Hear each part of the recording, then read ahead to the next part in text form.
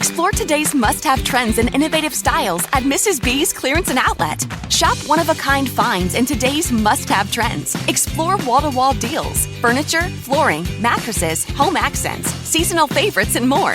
Discover unique new home decor, pillows, accessories, and more. There's something perfect for your style and budget. There's new inventory every day at up to 80% off suggested retail. Discover the style and savings of Mrs. B's Clearance and Outlet. When it comes to quality sleep, Ashley has you covered with top mattress brands at winning prices and with special financing options available. You can snooze now and pay later. Plus, your mattress purchase helps give the gift of better sleep to children in need and U.S. Special Operations Forces. Visit your local Ashley store or shop online today and make every snooze count. Financing is subject to credit approval. See store or ashley.com for details.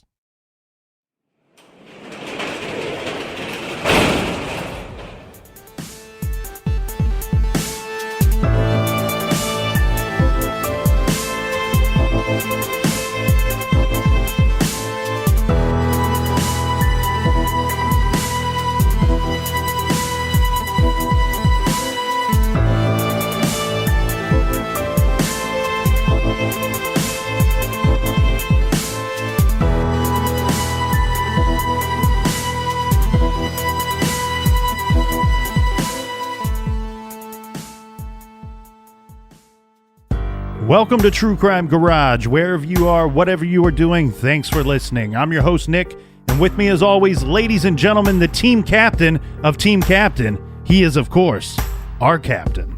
Well, we had an incident this week. I was booted off the team. But it's good to be seen, and it's good to see you. I'll start another team, and we'll take over this world.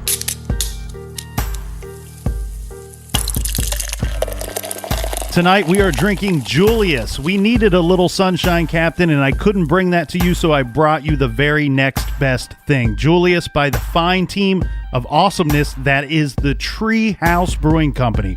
Garage grade 4.5 bottle caps out of 5. Wow, that's some high marks, my friend. High praise from a high guy. What does that mean? I don't know what that means.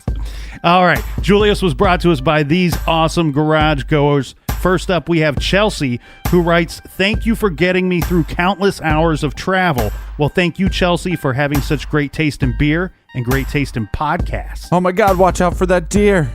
And a big shout out to Lydia from Parts Unknown. And a thank you to Cortland at Beale Air Force Base in California and her twin sister, Caitlin. Cheers to you both. And a big "we like your jib" to Marcella in Mount Holly, North Carolina.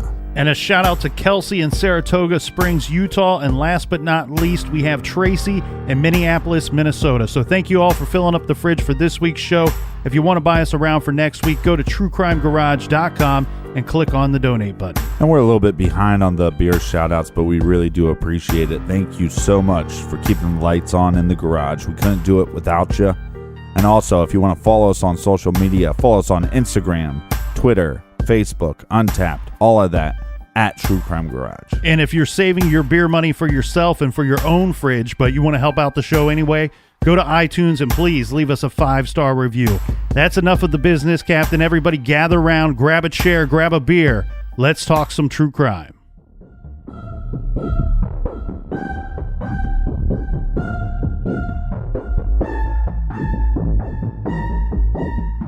Kentucky, Friday, May 17th, 1968. Wilbur Riddle, he's a water well driller, found the dead body of a young woman while walking around at a job site just off of Interstate 25 near Georgetown, Kentucky. He immediately reported his findings to the local authorities.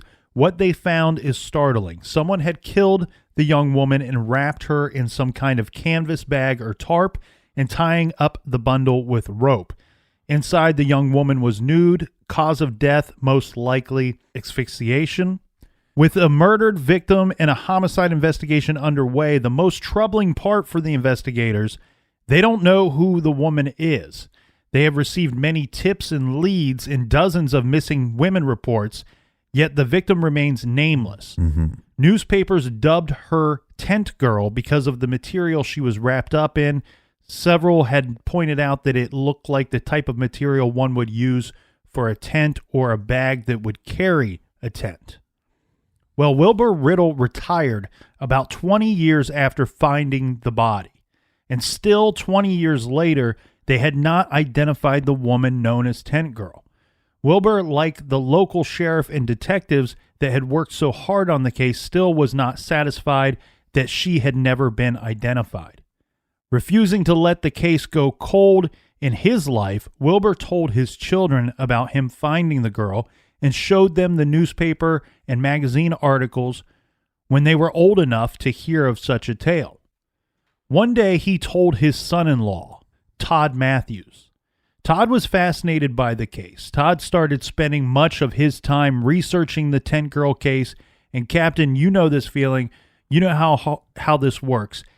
It turned into an obsession for him. Yeah. You go down a rabbit hole and you can't get out, my friend. Digging deeper and deeper, he located and studied the FBI's lab report on the white towel found wrapped up with the body. In the report, it stated that the towel could have been used as a baby's diaper. Mm-hmm. This prompted Todd to believe that the Tent Girl was older than the investigators had thought, and she could have been a mother. He wrote to the authorities explaining his reasoning about the Tent Girl's age. He also wrote to the county coroner seeking to have the Tent Girl's remains exhumed so that her pelvic area could be re-examined to see whether she had been a mother. Well, the tough thing here is he's just an armchair detective. Yeah. So he's not going to get anywhere. I mean, you can make all the requests you want. They don't have to do anything. Yeah, I mean, these things cost money. They take up time. This is a very old investigation by this point. It's at least 20 years old. Eventually, Todd Matthews would make the 200-mile trip from his home to see the Tent Girl's gravesite. At around the same time, he visited the undertaker of the cemetery, who had handled her burial, and the local newspaper as well, where he had learned that there had been no new developments in this case in the entire, 20 years ever since it went cold. In the 90s, Todd got a little help with his research with the, now what we take for granted, the internet. Right. He began searching missing persons websites for clues to Tent Girl's identity. Well, yeah. I mean, there was no schools for computer back then. Well, can you imagine how much time this would take? You have all these, especially back then in the 90s, you got all these kind of random missing persons websites that are popping up. Right. And you also have to, in my opinion, maybe not so much at the time or not so much for Todd, but you also have to question some of the things that you're seeing on these sites. Question how well they were cataloged appropriately with the correct information. Yeah, I still think you have to do that. Yeah, and I think maybe it's a little easier for his situation because he's looking for some very specific things amongst a crowd of many. Well, Todd eventually, after searching all these sites, he doesn't really get anywhere with this. So he decides that he wanted to create a website devoted to the Tent Girl, where people could learn about the case, or for the many that still wanted to know who she was. And a lot of times people hear these cases, and this is the case even to this day. A lot of people remember a case from when they were a kid or from an area where they grew up. Maybe they move away. They never know if the case was ever solved or what took place since the time that they were out living life. And so he thought, what a great place for people to come in and check in on this case to see if it was ever solved, or just check in to kind of relive what they already knew. Yeah, or somebody could stumble upon the case and go, wait a second, I know that person. Or see if any positive movement was made on this now very cold case. Well, Todd got really good traffic to this site. And he got a lot of emails, but none of these turned out to be the lead that he was looking for. Then late one night, this is January of 1998, Todd was scouring the web for clues like he had done so many nights before. On this night, he was on another missing persons website. He had pored over and tore through hundreds of descriptions of missing people that evening when one caught his attention, and it was simply titled Lexington, Kentucky, 1967 Missing. Okay. So not too far. Yeah, so 1998. Remember, the tent girl was found in 1968. So now 30 years later, Captain, and we still don't know who tent girl is. But on this website, someone named Rosemary Westbrook had posted details of what they say is the following. My sister Barbara has been missing from our family since the latter part of 1967. She has brown hair, brown eyes, and is around 5 feet 2 inches tall, and was last seen in Lexington, Kentucky, or the Lexington, Kentucky area. Okay. If you have any information, please contact me at the address posted. So this post is for Barbara Ann Hackman /Taylor, or Dash Taylor, I should say. Right. She was born December 1943, last seen sometime late 1967. Well, Todd Matthews, he contacted this Rosemary Westbrook who posted the missing person's description. She didn't post a picture. I don't think there was a picture on this website. But, look, for listeners that don't know, back in the day, to put like a picture on the interwebs, that was kind of a tricky thing. You could crash the whole internet. Right. Well, and I can only tell you that because I studied computer right for 14 years. He had the Colonel has jokes, people. He has dad jokes. Well, so Todd Matthews contacted this Rosemary Westbrook. She told him that that Barbara Ann Hackman Taylor was her sister, and she was about 20. She was 24 years old, and the mother of a baby girl when she had vanished in December of 1967. Well, and his hunch was that this person was older than, the tent girl was older than the police thought she was. Yeah. That's not going to deter Todd Matthews. Where we saw back in 68 and 69, the detectives were turning leads away because of obvious factors. It wasn't the right height, wasn't the right weight, maybe not the right age. Right. Todd doesn't care about age because, as you pointed out, he believes the victim to have been older than the police suspected. Okay, so this is a solid lead for Todd. But again, this is a lead that police could have came across, in 68 or 69. But so Todd has this lead and he's going to hold on to it. We have the sister saying that her sister Barbara had been working at some type of Lexington, Kentucky restaurant. Okay. She was married to a guy named George Earl Taylor at that time. Now, George was a carnival worker. So he's a carny, as Mike Myers would say, small hands, smells like cabbage. But here's the strange thing, if that wasn't strange enough. What is in your beer? You don't remember that part from, what was that, Austin Powers? Must be because you rated it a 4.5. It's Austin Powers. He's afraid of carnies. Oh, okay. So they have small hands and they smell like cabbage. I love carnies, so all the carnies out there listening, Captain's on your side. Me, not a fan. But here's the strange thing. So I guess at the time, back in 67 and 68, none of her family knew that Barbara was in Kentucky at that time. Okay. Where's she originally from? She was from Florida.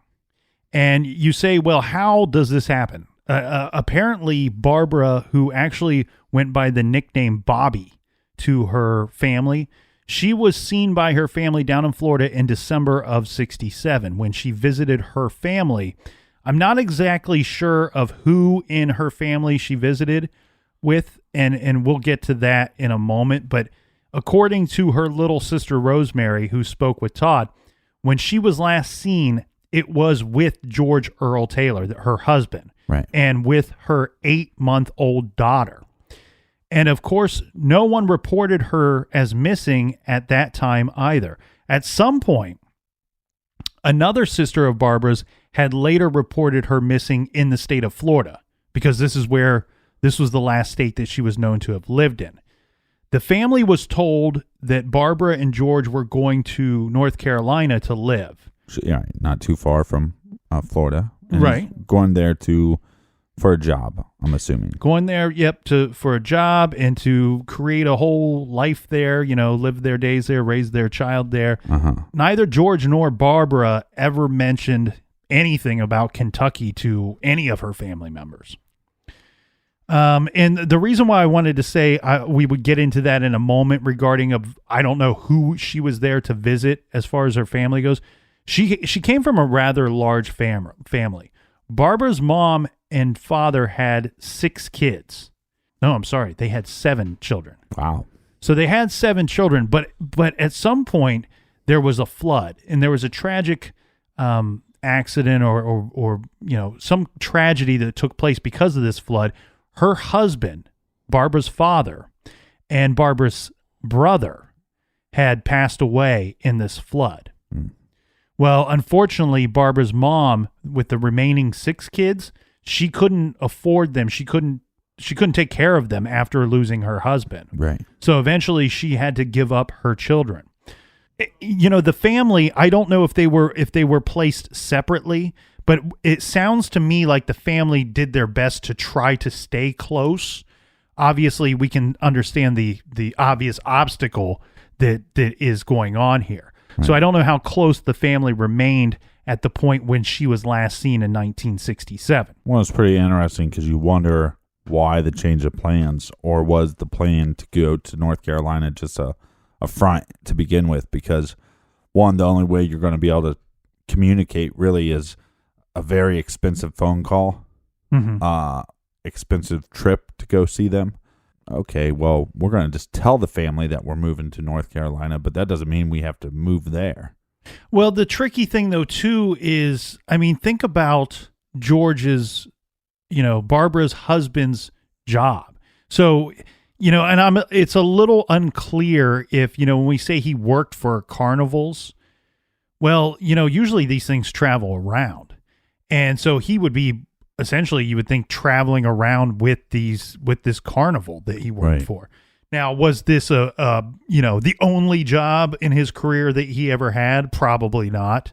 Maybe he was looking to do something where he could just live in a city and work in that city and not have to travel around. Yeah, we don't know the reason for there to be this thought that we would go to North Carolina, and then she seems to end up, Barbara's sister seems to end up with some kind of evidence that at some point she was in Kentucky. Right. Let's go back to Barbara's husband, George. He told Barbara's family that he didn't know where Barbara could be. He simply told them that... Where is he telling them this from? Is he in Kentucky at this point? I don't know when this conversation took place. Okay. In full disclosure here, all we know is that Rosemary says that she last saw Barbara in December of 1967. That's when her family last saw her in the state of Florida. In Florida. They tell them they're going to North Carolina. Somehow years later, she ends up with information that her sister was in Lexington, Kentucky at some point. Right. So at some point, she becomes an armchair detective. She's looking for her sister, and she gets evidence that, hey, she ended up, we don't know if she ended up with her husband in Kentucky, but we know that she ended up in Kentucky. Right. And we have the husband that speaks with Barbara's family at some point. Again, we don't know when this conversation took place. Right. I get the impression, though, that this conversation took place because of Barbara's family, that somehow they reached out to George. So he tells them that he didn't know where Barbara was and that she had run off with another man. Okay, so now we talked yesterday about that strange, these strange little stories that you come across when you start looking into these old crimes and these old cases. We talked about the poem in the yearbook. In the yearbook, yes, that's a bit of a strange story. Here's one for you for today regarding this incident. Remember we said that Barbara's sister Rosemary had been looking for her for some time. Right. She actually reported Barbara as missing to the Lexington Police Department. This took place on October 31st of 1995. This is like 25, almost 30 years later. She's calling this in. pay attention to that date that I gave you too, because repeat it for us, please. It was October 31st, 1995. Okay. The Lexington police actually have no record of this phone call with Rosemary reporting her sister is missing. They have no missing persons report. None that was taken on that day that she said that she called in. None that was ever taken for this Barbara Hackman Taylor ever. Okay. Well, how does that make any sense? Because when this person, Rosemary Westbrook, called in from another state all these years later to report her sister as being missing from 20 some years ago on Halloween, the Lexington police thought that it was a prank. So they never took the report when she called in that day. Why would they? That's a dumb prank. Well, it makes you gotcha. it makes you angry. You know, it makes you question them and wonder why. And I'm not trying to have their back here. I'm just wondering how many weird phone calls they get on Halloween. Well, I'm sure they get a bunch, and I'm sure they're all hopped up on candy corn. But come on, take down the report. I mean, it's not like, they came up and said, "Hey, we have a missing person from Lexington, Kentucky. What's their name? Seymour Butts." Ha ha ha! Got you. No, we're talking about just like a normal name. Well, maybe whoever answered that phone that day in 95 should be relocated from the police department to work for the carnival. Maybe. Step right up. Yes. So now Rosemary told Todd Matthews, remember Todd, he's the armchair detective. She told Todd that she was only 10 years old when her sister Barbara had disappeared. And she agreed with Todd that there were enough similarities between Barbara's case and the Tent Girl case to warrant further investigation.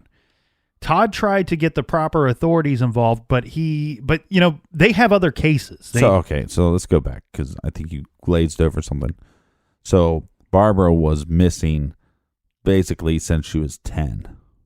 No.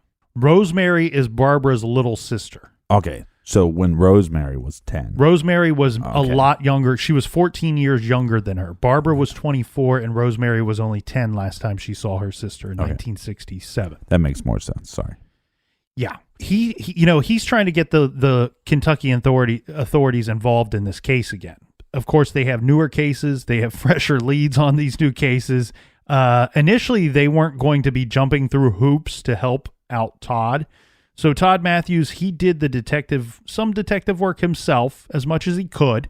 And after he put together a proper presentation, which after hearing would leave anyone with just one thought. It's time to exhume the body of the Tent Girl and conduct DNA tests. Right. And they're going to test the DNA of Tent Girl with Barbara's sister. Correct. It took a little over a month, but in March of 1998, Tent Girl was exhumed and her remains were sent to a laboratory in Frankfort, Kentucky. The first thing they were able to conclude was that the Tent Girl was between the ages of 20 and 30 years old. Okay. So, you keep pointing out new technology, and you're exactly right, Captain. With our technology now, we're saying, well, we had the age wrong. It wasn't, she wasn't 16 to 19. We believe her now to be 20 to 30 years old. So older than originally thought. And good for Todd, because he was right with what he suspected. Yeah. And still possible that Rosemary is right, that this could be her 24-year-old sister. After finding that out, it was time to see if Rosemary was related to the Tent Girl, so they collected DNA for comparison. It was in April of 1998 they got the results back. The test found that Rosemary's DNA genetically matched that of the Tent Girl, who therefore had to be Barbara Ann Hackman Taylor. Wow. That's awesome. Yeah. And once again... And it's so crazy, too, that the guy that found her, his son-in-law, goes on to identify her. Yeah. I don't want to sound too hippie, but it's almost like maybe her spirit was there helping guide them along or something. Well, yeah, and there's a lot of neat things here going on, because you have Wilbur, who refused to forget about this case. He finds this girl, he retires 20 years later, he refuses to forget about oh, I found this girl and they never named her. Right. He let that bother him. He let it bother him for 20 years to the point where once his kids were old enough, he told them, this is what happened. This was a big part of my life. This is the weight that I've been walking around with on my shoulders for 20 years. Well, and when the kids didn't listen, and they didn't do anything about it, he said he started talking to his son-in-law, the person that had to listen. He had to listen. Like, oh yeah, this is my father-in-law. I have to. No, but it's pretty remarkable. Now we have a name. Now we can start searching for motive and suspects. Let's get right back to the case of a body in Kentucky after this quick beer break.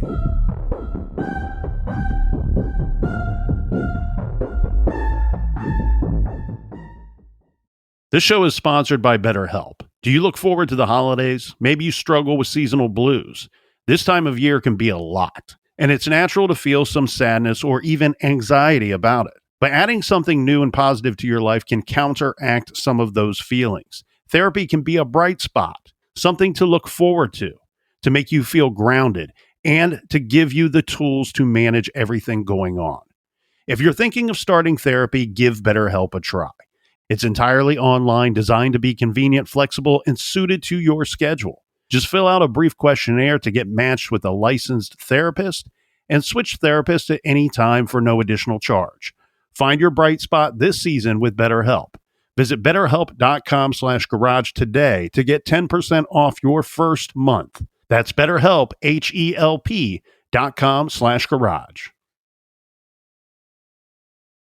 Explore today's must-have trends and innovative styles at Mrs. B's Clearance and Outlet. Shop one-of-a-kind finds in today's must-have trends. Explore wall-to-wall deals, furniture, flooring, mattresses, home accents, seasonal favorites, and more. Discover unique new home decor, pillows, accessories, and more. There's something perfect for your style and budget. There's new inventory every day at up to 80% off suggested retail. Discover the style and savings of Mrs. B's Clearance and Outlet. Dreaming of overseas adventures or connecting more deeply with family from afar? Rosetta Stone bridges the language gap.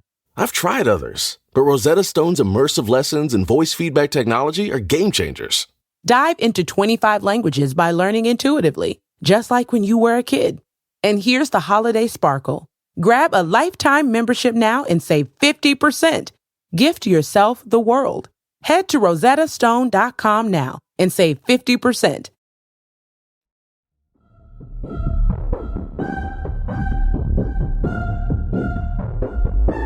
All right, we're back.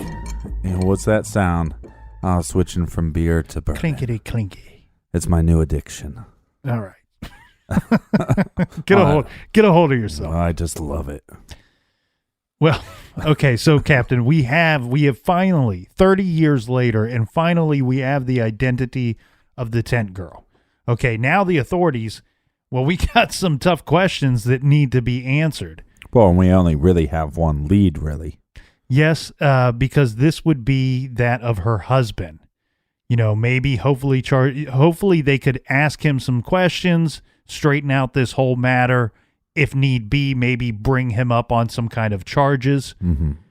But that would not be possible because George Earl Taylor died of cancer in October of 1987.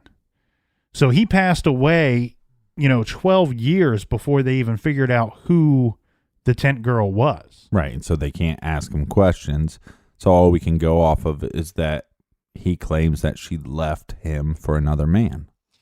Yeah, and it seems to be the belief of Barbara's family and some of the authorities involved that Barbara's husband, George Earl Taylor, was most likely the person who had killed 24-year-old Barbara Hackman Taylor back in 1968.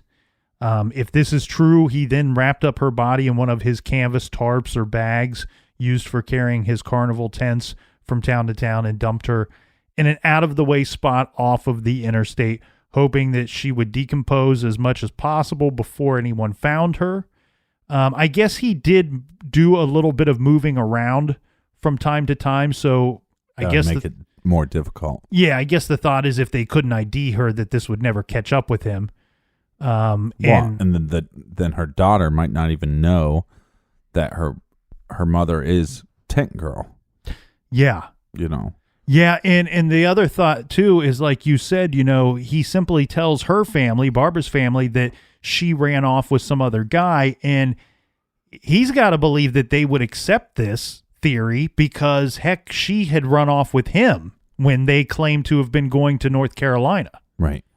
Yeah, and a couple weird things here. I mean, if there was no sexual assault and it's not really reported that there was, that would make sense. Her husband killing her. Yeah, I mean, here's the thing. I think it's safe to say that someone had killed her. And I start off by saying that because there were no signs to the cause of death, so that makes you wonder immediately. But this, according to the autopsy report, no signs of cause of death, but because she was discarded, it's obvious to me that someone had killed her and tried to cover this up. It could have been an accident. It certainly could have been an accidental death where whoever killed her didn't mean to, that some kind of fight broke out between the two of them. We know that there's that discoloration that was on the skull. Right. It's very possible because of the sign of the times, and also they're traveling around in a carnival show. Mm-hmm. I mean, how many drugs are going through those people's systems? It has to be a lot, right? Could be. So there's a good possibility, like I said, that maybe it was an OD. I mean, because we've seen that like in the Vanishing Girls, the girls in Chillicothe. There was a couple times where bodies were discarded, but it was more likely that because of the sign, there was no sign of strangulation or blunt force trauma or anything like that. So, the belief is that maybe that they were OD'd and that they were dumped. It could be possible here as well. Well, let's keep in mind two things that we know happened. All right. When it comes to the husband, when it comes to George Earl Taylor, first off, he never reported his wife missing to anyone, anywhere, at any time that we know of. Right. He's never called the police and said, my wife is missing. Now, it's easy to say, well, why would he if she did run off with some other man? Right. If I had a girlfriend, she ran off with another man, I wouldn't call in that she's missing. Hey, she's missing. Well, not if you're not missing her. And if you find her, charge her with breaking my heart. Right. So anyway, I get that. All right. She's not reported missing because she ran off with some other man. But here's the thing. At no point over the course of 20 some years before the guy died, he never bothers to tell her family at any time, oh, we did live in Kentucky for a little bit before she ran off with this guy, so. Yeah, but but at that point, if you just don't care, like, this lady left me, I'm raising our kid by ourselves, by myself.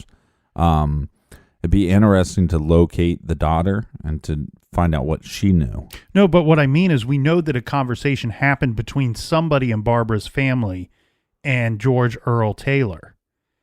Because he tells that family member she ran off with another guy. Nowhere in that conversation does he mention the name of Kentucky to anybody. And I think that... Enough. I mean, what if the story of them going to North Carolina was actually true? And then when they were doing their armchair detective, they went, okay, well, we know that Barbara went to Kentucky at some point. Like I said before, we don't know if she went to Kentucky with him or without him. Right. I can agree with that because I don't have 100% proof in front of me that anyone can prove that the two of them went there together. I believe that there are people that have some inkling that that's what happened. That there may be something that ties the two of them still together and being in the state of Kentucky early in 1968. Which that makes the likelihood that somebody else was the killer very small. Yeah, but the eyewitness, and we kind of talked about this before, but the eyewitness that claims that he saw Barbara with some guy and he was driving them and they argued and he dropped him off. If he correctly identified the person as Barbara, then who's this other guy? Mm-hmm. And maybe that, leans to George's side of the story as well. Right. So, I mean, it basically at this point and this much time, you're not going to get any answers. Yeah. I mean, barring some deathbed confession by somebody that comes forward, you're not going to get a solid answer as to who killed Barbara Hackman Taylor. You just won't. My suspicion, as far as the motorist and those eyewitnesses go, my suspicion is that they saw somebody that night. That whatever they said happened absolutely happened. The problem I have with it is, at the time that they're calling in that tip, they're going under the impression that the tent girl is 16 to 19 years of age. Right. Where we later learn that she's 24. Just like so many people had called in before these two tipsters and said, you know what, that's my daughter that's missing. That's my niece. That's my girlfriend, whomever. Right.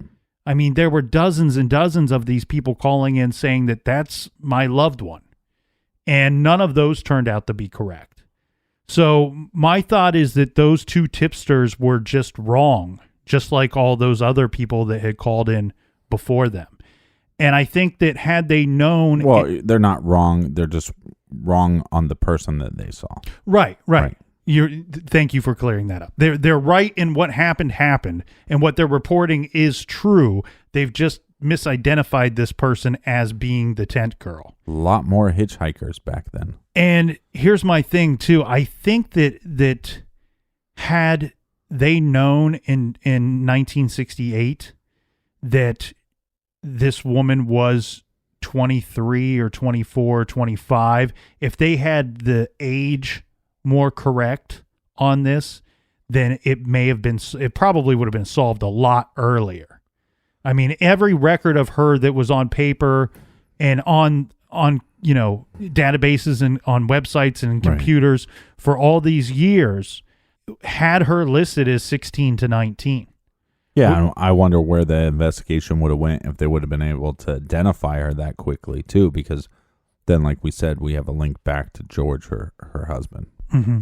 And that also makes you wonder about some other things too. If they were off on the age, which we've seen this in other cases before. We talked about this a lot when we were going through the Texas killing field, because there were so many girls and women being found that had decomposed, that had laid there in the field for a while. Some that are still unidentified to this day. Age can be a very tough thing to determine.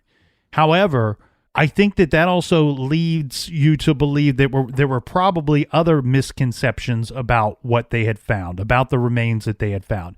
There's a possibility that the cause of death that they have listed is wrong as well. Right. I think that pointing out that her age is wrong probably points out that there are a few other things wrong with that whole report. I'm glad that they were able to identify her, but it just raises more questions. Well, I do want to point out that, like we said, Barbara's family and the local authorities went on record publicly stating that they believe her husband to have been the one that killed her and dumped her body. Now, that doesn't prove anything, but here's what that leads me to believe.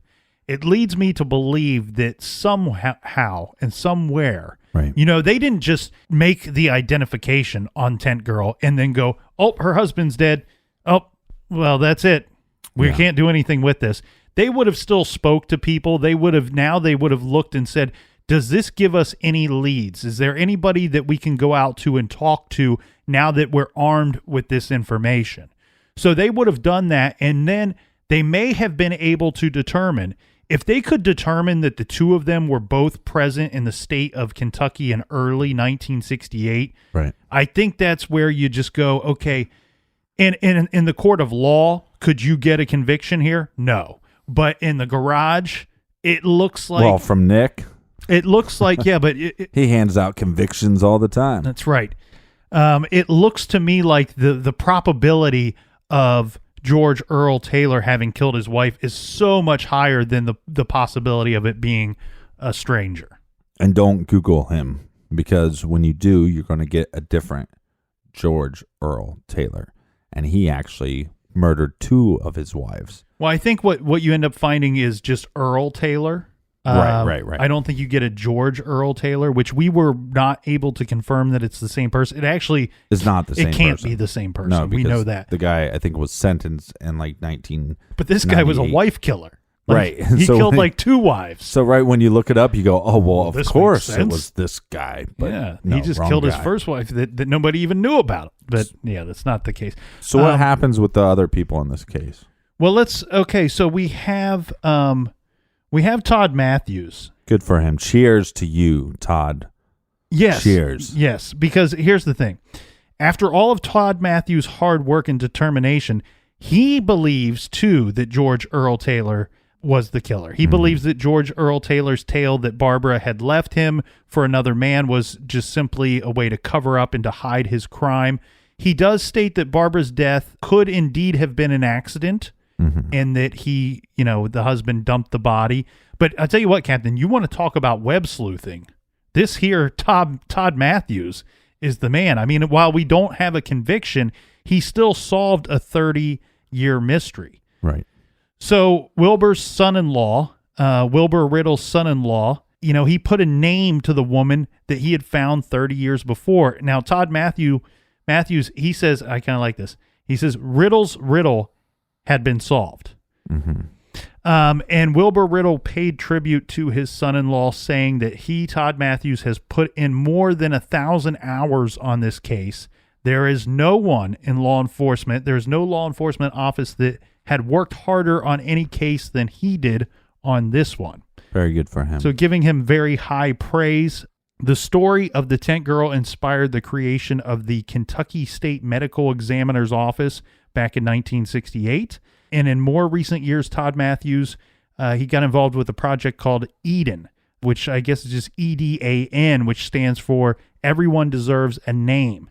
Todd has also done quite a bit of work for the Doe Network, which we have discussed several times. But for those of you who have not heard of the Doe Network, it is an international volunteer group attempting to organize many missing persons and identified cold cases. But we still have a few more questions, right, Captain?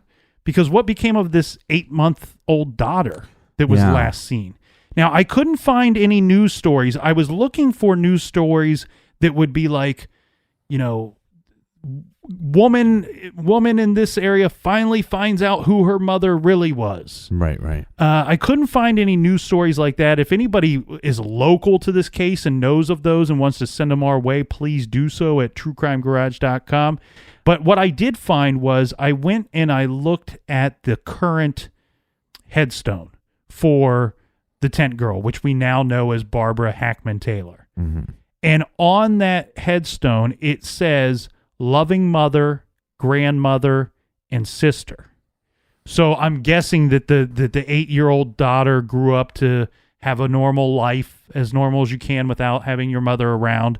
And you're right. She ended up knowing who her mother was. Yeah, and went on to have kids of her own. So there's a bit of a silver lining and happy ending to that. You also have to wonder, well, whatever happened with the Candace Clothier case? This was the case that we talked about was a possible connection, that maybe these 2 murders were linked, the girl from Pennsylvania. Well, if you believe that George Earl Taylor killed his wife, then you got to kind of jump to the conclusion that they weren't killed by the same person, right? Right. So you have to wonder. So now this case, too, basically took a lot of years to crack. In fact, it took 42 years until there was a development in this case. So yeah, 42 years later, authorities say that they have cracked and closed the cold case. They say that Candace Clothier fell victim to drugged out acquaintances who forcibly injected her with some sort of controlled substance. When the injection killed her, the attackers stuffed Clothier's body into a laundry bag, tying it around her neck and using her yellow turtleneck sweater to cover her head. And then they tied her up and put her into what they're now calling a laundry bag rather than just a canvas bag. Right. They then left her body in a secluded section of the Twisted Creek. She lay partially submerged, undetected, for nearly 5 weeks until fishermen found her. This all came about from a tip. This was in 2005. A woman called police. she said she believed she had owned the bag that Candace was found in. This was a laundry bag. Authorities said that they believe 3 men were involved in Clothier's death and are now all dead themselves. So for this because of this, the police refused to identify the men, but also saying if any of those men had been alive when police received this information, even if they were clinging to life support in a nursing home, we would be working to gather evidence with which to achieve a murder conviction. And like I said before, that was one of my suspicions right when we started investigating the case with Tent Girl was overdose. Yeah. So I guess the way that this came about to kind of put an end to the Candace Clothier case was that they featured her cold case on the NBC 10 channel locally. And after the newscast, a woman that had seen the broadcast called police and reported that she believed that the sack that the fisherman found her in was her laundry bag missing, since she had gave it to her husband shortly after Clothier had disappeared. And now this is what they believe happened. That Clothier left her home intending to visit her boyfriend. Instead, uncharacteristically, she accepted a ride with someone that she somewhat knew, who was in a car with at least one other man at the time. Instead of taking her to her boyfriend's, the men took Clothier to a wooded area off of Decanter Street in northeast Philadelphia. The men had a history of drug use, and one of them was known to inject drugs in. This is a strange thing. I sometimes when they just put a sentence in a story, you wish they would back it up with some kind of story or evidence, because this is a strange sentence to read. One of the men was known to inject drugs into animals and people without their consent, a retired detective said. Detectives believe that Clothier died after she was involuntarily injected or given an unknown controlled substance. The men then called a third man to help them dump the corpse off of Chain Bridge, which is on Route 232. And like we said, the authorities would not name the 3 individuals that they believe to have been responsible for Candace's death and dumping her there. Now, they did the same thing. They did further investigation. If there were people that were still around that they could talk to with that new information, they did. And they had bits and pieces of it, enough to believe that they've been able to put together the 3 who committed this crime.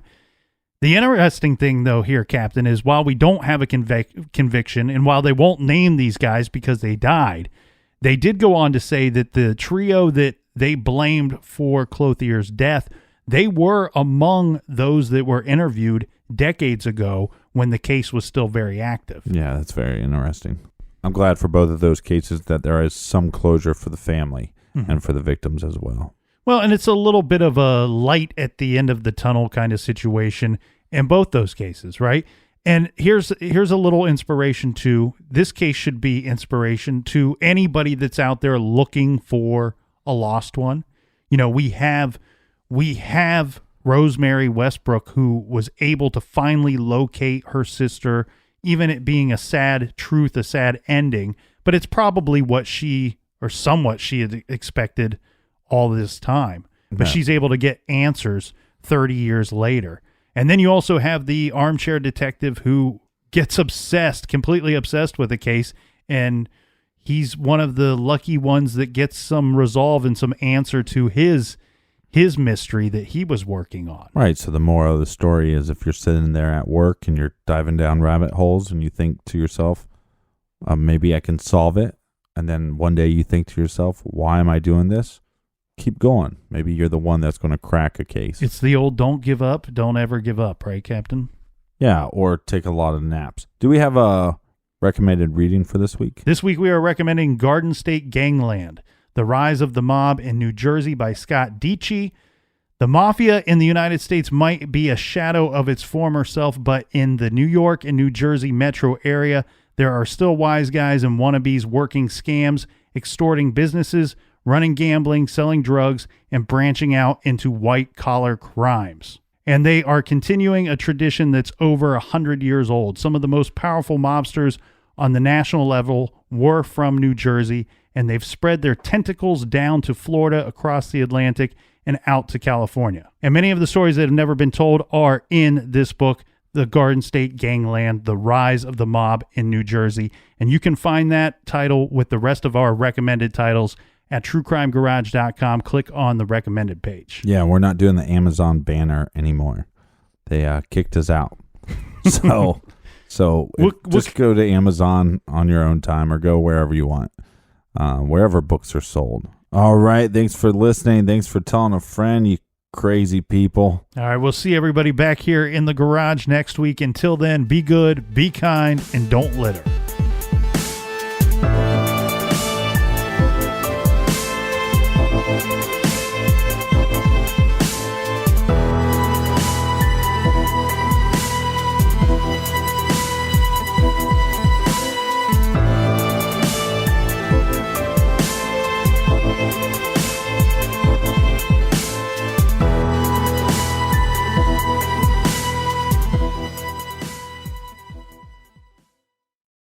You can live out your MasterChef dreams when you find a professional on Angie to tackle your dream kitchen remodel. Connect with skilled professionals to get all your home projects done well. Inside to outside, repairs to renovations. Get started on the Angie app or visit Angie.com today. You can do this when you Angie that.